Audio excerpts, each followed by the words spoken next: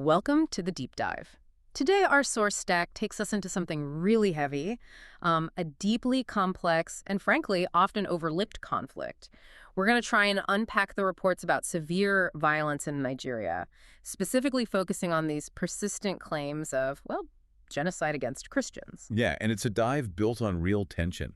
We're pulling together material from groups like Genocide Watch, Inter-Society, these are human rights monitors, cataloging what they see as systematic attacks. But we're also looking squarely at the Nigerian government's very strong pushback against these claims. And big part of this is the media angle, right? Why isn't this getting more attention? Some sources call it the silent slaughter. Exactly. So our job here is to lay out the data, the arguments, the denials, and this whole visibility question for you.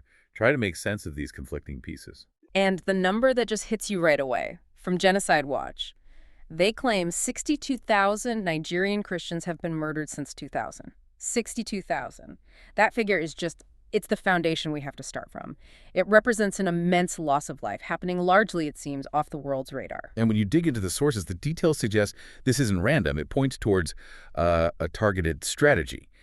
The groups named are consistently Islamist, jihadist factions, Boko Haram, ISWAP, that's the Islamic State West Africa province, and also Fulani militias, often called Fulani jihadist militias in these reports. So it's not just background noise. These are specific major incidents being cited. Absolutely. One of the most horrific ones mentioned is from June 2022, the massacre at St. Francis Xavier Church in Owo. Over 50 people killed during Mass. And right after he saw this confusion, the government blamed ISWAP, but people on the ground, witnesses, they pointed to Fulani militias. Which highlights how difficult it can be to pin down exactly who is responsible for every single attack. Right. And the pattern hasn't stopped. The sources flagged the Christmas 2023 attacks in Plateau State. 26 Christian farming villages hit. Reports put the death toll somewhere between 140 and 200 people, targeting communities during a major religious holiday. It sends a message. And it's not just lives lost, it's also about destroying the places people gather. They're cultural centers. Yes, the physical destruction is a huge part of it. Inter-Society, that's the International Society for Civil Liberties, and Rule of Law, they've tried to quantify this. And their numbers are just staggering. Since 2009, they report 19,100 Christian churches destroyed, looted, or forcibly closed, almost 20,000. 19,100. It averages out to over 3 churches a day being impacted for more than a decade. Wow, 3 a day. And they also reported, by April 2023, that 18,000 Christian churches and 2,200 Christian schools were deliberately burned, set on fire. It really strengthens the argument that this is about dismantling the very fabric of these communities. Okay, but we need to add a layer here. While the focus from these groups is often on Christians, the reports are clear it's not only Christians being targeted, right? That's a critical point. The same jihadist groups are also blamed for murdering around 34,000 moderate Muslims. So it suggests an ideological purge, too, targeting anyone Muslim or Christian who rejects their specific extremist views. This feeds into the government's argument about a complex security situation. But the sheer scale of violence has created this enormous humanitarian crisis. Unquestionably. The sources talk about a mass exodus, maybe 15 million people displaced.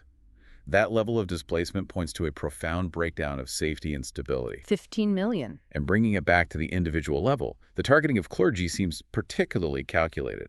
Priests are being murdered, like Father Matthew Aria, ambushed in September. And kidnapping is rampant. Kidnapping for ransom, often huge amounts, right? Tens of millions of naira, thousands of dollars. What are the figures on attacks against clergy? Well, the Catholic Bishops' Conference of Nigeria tracked it. Since 2015, they report 145 priests kidnapped, 11 murdered, 4 missing. But Inter-Society's numbers are actually higher. They claim at least 250 Catholic clergy, plus another 350 from other denominations, have been attacked. So there's some discrepancy in the numbers, but the trend is clear. Yes.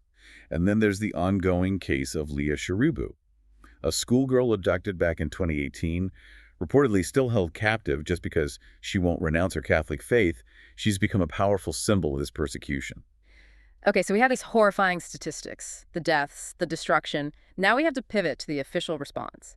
How does the Nigerian government react to claims of this scale? Their reaction is unambiguous. It's a flat-out denial of the genocide claim. Minister Muhammad Idris, speaking for the government, used terms like despicable, baseless, a gross misrepresentation. That's incredibly strong language. So if they reject the genocide framing, what's their explanation? How do they counter what groups like Genocide Watch are saying? They reframe it. Their main point is that they're fighting terrorist groups, non-state actors, who attack everyone who rejects their ideology. They point to the 34,000 moderate Muslims killed as evidence it's not solely anti-Christian. They insist framing it as a Christian genocide oversimplifies a complex security challenge. Essentially, it's counterterrorism, not religious cleansing. Right, but the advocacy groups push back hard on that framing, don't they? Suggesting it's not just failure to protect, but potential complicity. Yes, Lord David Alton in the UK has pushed for recognition of the persecution. And groups like Intersociety, their director, Umar Agbalazi, they allege that some units within the Nigerian military and police might not just be failing to stop attacks, but could even be involved in kidnappings and killings themselves. That's a huge allegation, state complicity. And it's this alleged failure to protect, combined with the sheer scale of the killing, that led Genocide Watch to its assessment. They don't just report, they classify the situation based on recognized stages of genocide. And what stage did they assign? Can you explain what those stages mean? They rated Nigeria at Stage 9, extermination, and Stage 10, denial. Stage 9, extermination, means mass killing is happening. It's organized, systematic, and potentially state-sponsored, or at least state-enabled. The state has failed to stop it, or worse. And Stage 10. That's denial, which is exactly what we see in the official government statements rejecting the claims, calling them misrepresentations. Stage 9. That classification alone should trigger major international alarm bells. And Genocide Watch made recommendations. Yes, they called for an independent international fact-finding mission, an internationally trained counterterrorism strike force, things like that. Practical steps. Because the severity demands that kind of response. You would think so. Which brings us to the really puzzling part of this story, the visibility problem. If a respected monitor says Stage 9 extermination, why isn't this alleged genocide front-page news globally? Why isn't there more international action? That's the million-dollar question, isn't it? It's a deep ethical and media puzzle. The sources offer a few angles. Bill Maher, the comedian, tackled it very directly on his show. Right, he made that really provocative statement suggesting it's ignored because, in his words, the Jews aren't involved. It's the Christians and the Muslims. Who cares? He was clearly trying to shock people into noticing the selective outrage. Yeah, it was a blunt instrument. He contrasted Nigeria with the intense focus on Gaza, calling Nigeria so much more of a genocide attempt, literally attempting to wipe out the Christian population. And he asked, where are the campus protests for this? And it's true that some U.S. lawmakers, like Rep. Chris Smith, have tried. He called it a religious cleansing. But it just hasn't gained that wider traction in the mainstream media. And the contrast is stark, as the sources point out. Look at the pro-Palestine protests since October 2023. Encampments on hundreds of U.S. campuses, Harvard, Columbia, MIT. Constant, massive media attention. So the analysis seems to be that visibility isn't just about the body count. It's about narratives, how things are framed, identity politics, maybe power dynamics and alliances. Nigeria doesn't seem to fit the mold that grabs Western media attention easily. That seems to be the argument. And the sources also touch on how media covers activism itself. There's talk of a protest paradigm, where the focus is often on, say, campus disorder or tensions or claims of anti-Semitism, rather than the actual substance of the protest. It becomes spectacle. And in the Nigerian case, there isn't that mass global protest movement demanding attention, so there's no spectacle, good or bad, for the media to latch onto. It seems without a clear geopolitical angle or identity hook for Western audiences, the suffering stays distant, abstract, hence the silent slaughter. Exactly. It begs the question, how does a conflict like this, framed internally around religious persecution and alleged state failure, possibly break through the noise when global attention seems so curated by other factors? That really is the core tension we've navigated here. We've seen the horrifying data: over 62,000 killed, nearly 20,000 churches gone, 15 million displaced. And set that against the government's strong denial and this wider global quiet. Yeah, the information is out there from NGOs, religious sources, advocates, but getting it seen, getting it acted upon, that's another story.